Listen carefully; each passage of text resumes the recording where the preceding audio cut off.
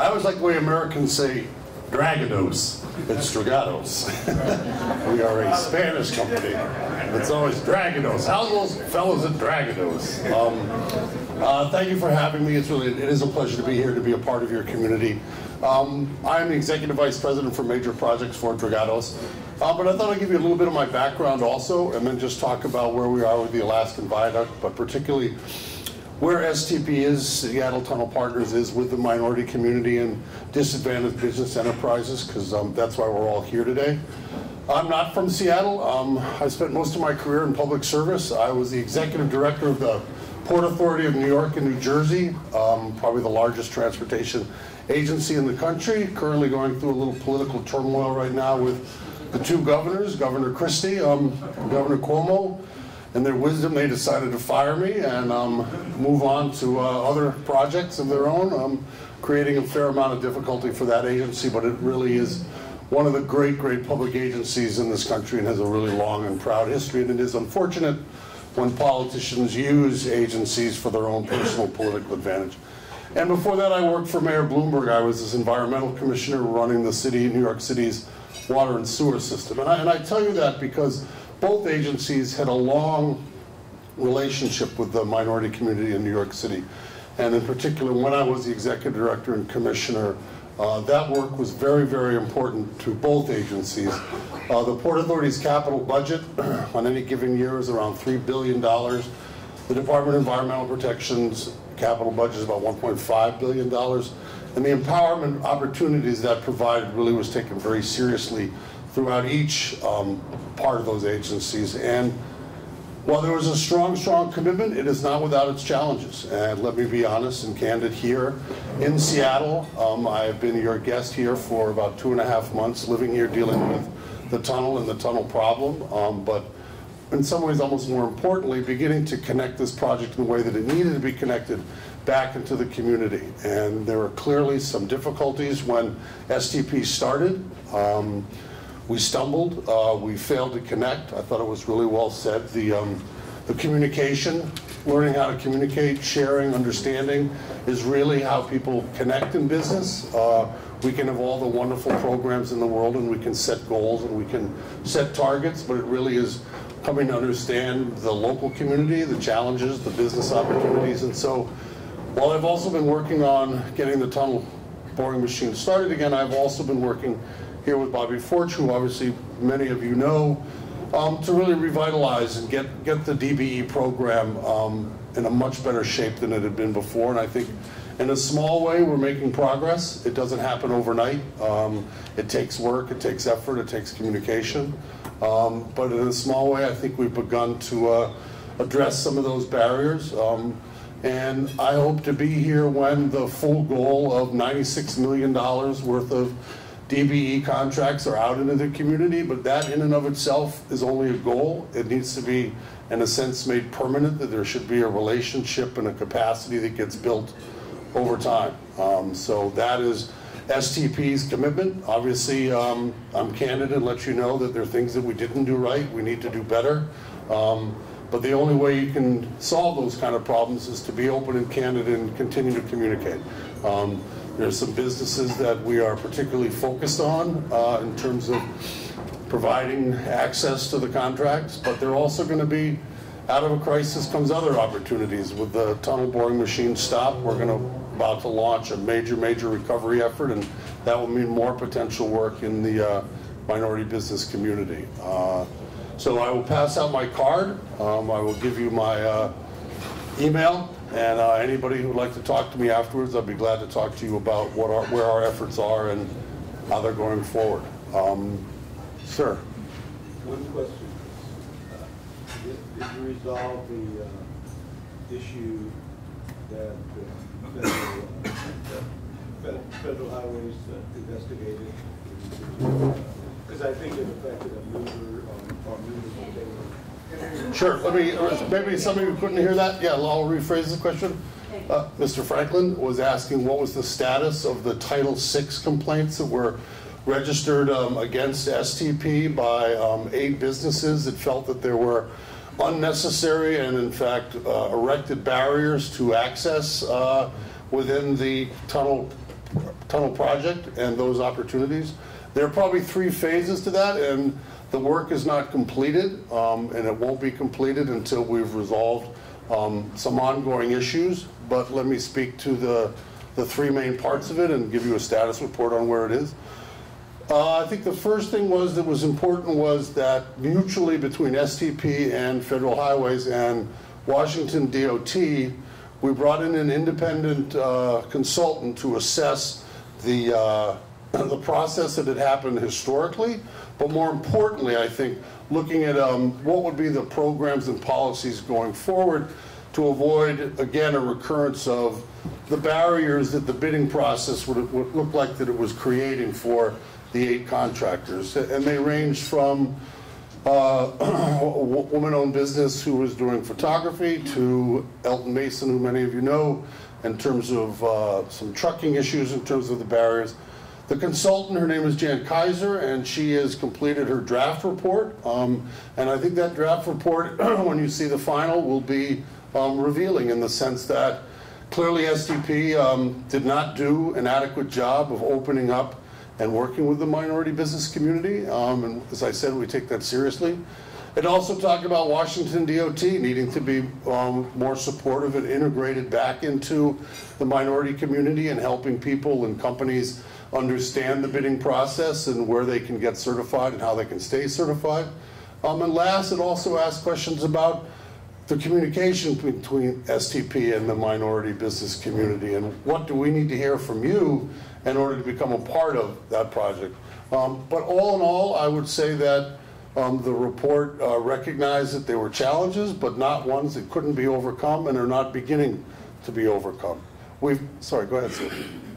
Would you agree that a great good faith effort would be the resolution of those issues so that the contractors involved would not be...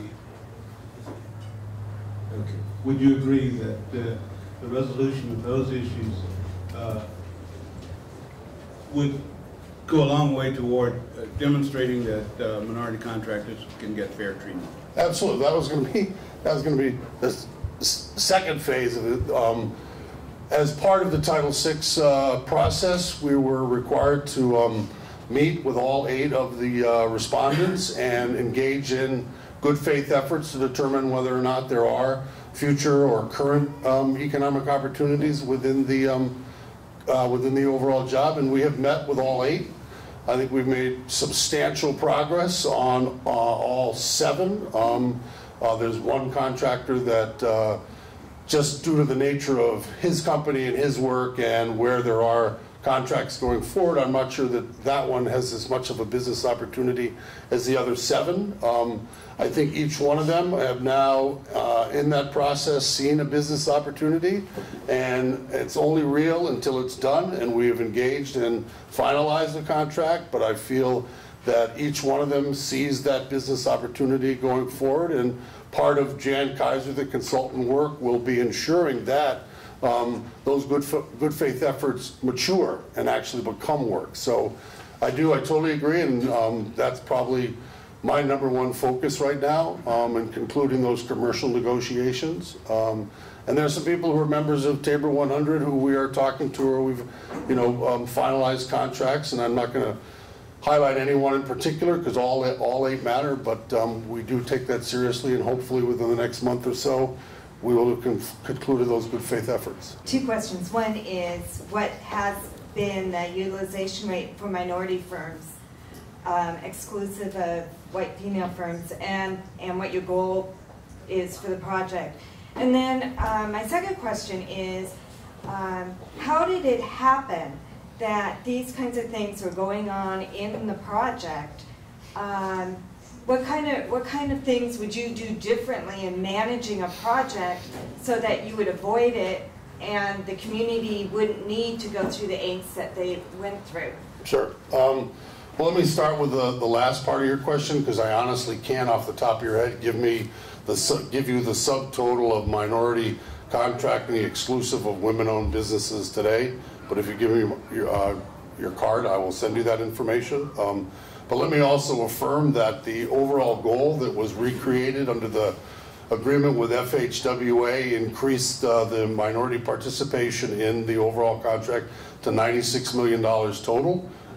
And you know, you never talk about a no-hitter, but we think we are well on track for meeting that goal, and it will involve all DBEs, so women-owned businesses as well, but I will get you the breakdown. I think the lessons learned from STP and why we had the Title VI problems that we did was a lack of understanding on our part in terms of the bid procurement process, and that at the front end, the level and amount of openness and education and sort of pre-gaming, if you will, the whole RFP process. So those businesses that are interested in participating are alerted and highlighted far earlier, and so that when you are coming to letting a public bid, that you've educated and communicated. And what I mean by educated, all I mean by that is that the businesses that want to participate understand what's the bonding requirement, what are the issues associated with the surety associated with the program, what's the capacity necessary to deliver a project. So then when you are in the actual bidding process, that the business terms of that bid are clear and available and, in a sense, deliverable. I think what clearly happened is you can't just put a bid out on the street quickly and expect a community or a business that has not been fully integrated in how that a company like STP does business, and expect them to overnight begin to learn how to participate and begin to enter into that bidding process. So I think if you look at most of the Title VI complaints, they were within that framework of a lack of quality communication and early action, so that when bids do hit the street, there's no confusion as to what the requirements are and what the opportunities are and how then those bids can be put together. I think all of it, in a way, comes back to communication. You will see that soon there will be a series of pre-meetings to address just this issue. There's about $13 to $15 million of subcontract work that's coming out, and we will be hopefully working with Tabor. We'll be identifying community outreach meetings specific to each one of those contracts, and there'll be an early education and an early communication process well before the bid is even out on the street, so there isn't that misunderstanding. And if we are in an emergency situation, or if we're in an expedited procurement because we've got to fix this machine, there won't be the perception like, well, you put it out on the street and people didn't really have a chance to understand and react, and then lo and behold, here is a majority-owned company that's been doing this kind of business here in Seattle for some time, and guess what? They ended up winning the job because we only gave us 3 weeks to respond to an RFP. That is not the framework that you're going to be able to develop successful relationships within the DBE community. So I think that was our major lesson learned in the Title VI. But even after the Title VI complaint is the 6 or 7 Title VI commercial negotiations are finalized, that again should not be the end of it. There was, as I said, there's about $13 million coming with the job in the next 6 months or so, but this job has another 2.5 years to go, and our relationship to the minority business community needs to be strong and robust and communicative, so when those new opportunities come out of the job, everybody understands them at the same time and has a chance to respond. Yes? Mr. Ward, thank you for being here. This lawsuit and the situation STP is in, it's been going on for at least 7 to 8 months. Is there a project layout of where STP is anticipating its most participation for DBEs? And is that document public? And if not, can I get your commitment to have your team develop the next 2 years a project plan of where you see the highest opportunities for DBEs, so that our community, let's say do trucking, in 2 years there's a trucking opportunity to clear the site, because so far there's a lot of politics involved. I still haven't seen anything materialize. I hear it. Right. I hear it from folks like you coming to speak to the community, but I don't see it. Sure. I want to see a document that maps out the next 2.5 years. You guys have to map out your projects, your cost, and all those things. So I'm wondering if we can get your commitment that there's a project layout particularly focused on opportunities for DBE? Sure. You have my commitment, and I'll be glad to come back to Tabor within the next 3 weeks to present that $13 million worth of look ahead for work today. I think that is going right to the heart of your question. What is coming out? When will it be available? And who's going to be able to bid on it? And I'd be glad to come back to Tabor and lay out that $13 million worth of work. And that is probably, you know, the next 6 or 7 months of targeted subcontracting opportunities. But just as you asked, there clearly needs to be an even longer term plan. So that's the start. But then look, a 2-year look ahead is entirely appropriate. But again, I'd be glad to come back to Tabor and present that $13 million. And let me just also say, besides that presentation, each one of those subcontract opportunities will be the subject of a commercial outreach, particularly to people who are in that vendor world and want to bid on the project. So we'll do both. We'll do the presentation to Tabor on the $13 million, but then also give you the highlights of when those public outreach meetings will take place for specific contract opportunities. So do you have a subcontracting plan for the entire project at this point, or did you, at the origination of your construction cost negotiations? The question was, do we have a subcontractor plan for the job going forward? The answer to that is, to start, is yes, the $13 million is a subcontractor opportunity. The identification of the $96 million of our goal and target and our commitment to get there is based on a reasonable look ahead in terms of, as this gentleman was asking, where might you find minority and business-owned opportunities within this overall contract? And we've identified where that work would be, and we're, again, as I said, confident we're going to get there. But I think the first thing to make this real, and again, as he said, well, we hear a lot of talk about it, where the commitment is to bring back the $13 million worth of contracts to this group. Do you have a way of scrubbing through that so that the subcontract packages are bundled or unbundled in ways that allow our smaller WIMBY firms to compete? The whole idea of the subcontractor committee and focus is for the purpose of creating opportunities within the right size at the right time for the targeted businesses that we see are out there. So that $13 million that I'm talking about specifically has an opportunity, given the size, scope, and timing of those contracts, to be available to emerging smaller minority businesses that haven't had a chance to grow into the size that they otherwise would want. So one of the strategies that was put together is a subcontracting oversight committee and a subcontracting coordination committee. And then on that committee we have folks from contracts, your PM and project people, Lexix and OFWB. I think he was looking, I know Brenda's here.